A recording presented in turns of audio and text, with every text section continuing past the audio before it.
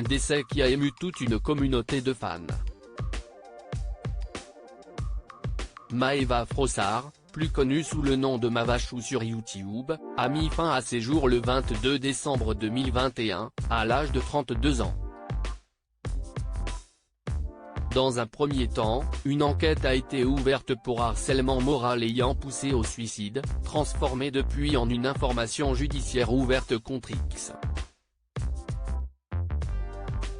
Au moment des faits, l'influenceuse faisait l'objet d'un important cyberharcèlement, dont son ex-mari Adrien Gzadzinski est soupçonné d'avoir encouragé par les proches de la défunte. Depuis leur séparation début 2020, le conflit était réel et public entre les deux parents de 4 enfants. Mais, Adrien Gzadzinski récuse les accusations autour de sa responsabilité dans le décès de son ex-compagne. Je ne serai pas seul sur le banc des accusés, affirme-t-il auprès du Parisien, ce jeudi 4 mai.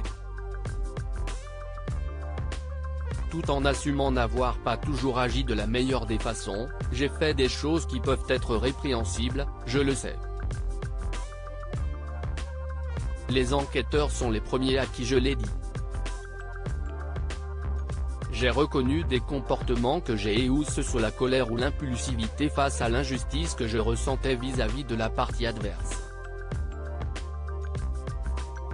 Si je dois les assumer, je les assumerai devant la justice. D'après Vosges Matin, Adrien Gzadzinski avait notamment fait l'objet d'une plainte pour harcèlement moral et provocation au suicide déposée par l'avocat de son ex-compagne, le jour de sa disparition. L'ex-compagnon de Mavachou, jamais mis en examen, Adrien Gzadzinski, a été entendu par les enquêteurs à plusieurs reprises. Son domicile a également été perquisitionné. Mais, selon le youtubeur installé dans l'Est de la France, il y a beaucoup de personnes qui sont largement concernées par le drame qui s'est passé. Si est-il pourquoi, auprès de nos confrères, il a donc tenu à rappeler qu'après 1 an et demi de procédure, il n'est pas mis en examen. Je suis un homme comme un autre. J'ai mes faiblesses, mes défauts. Mais je ne suis sûrement pas le monstre que ces gens veulent dépeindre, a-t-il argumenté, aux côtés de sa femme Laura.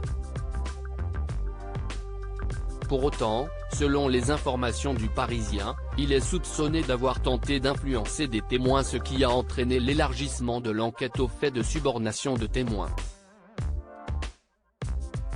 Crédit photo, capture d'écran à Instagram.